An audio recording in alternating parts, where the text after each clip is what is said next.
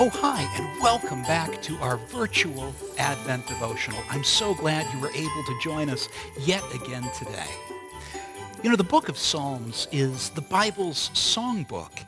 I find it wonderful that we celebrate a faith that has its own book of music and poetry built right in. But more than just a songbook, the Psalms often subtly speak to truths, particularly truths about the life of Jesus. Take, for example, Psalm 41, where we read in verse 9, "Even my good friend, the one I trusted, who shared my food, has kicked me with his heel, a betrayer."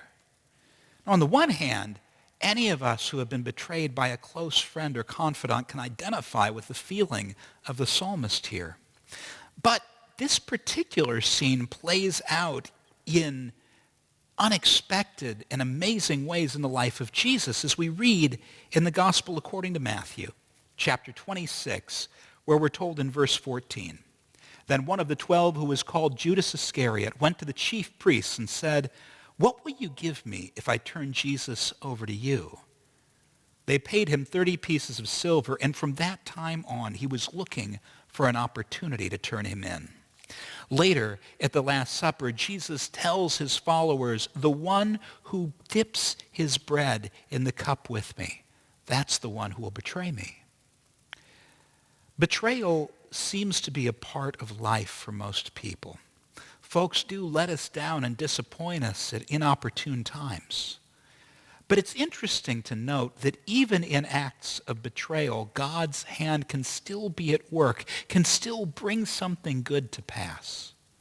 Now, immediately for Jesus, the events that led to his betrayal also led to his death.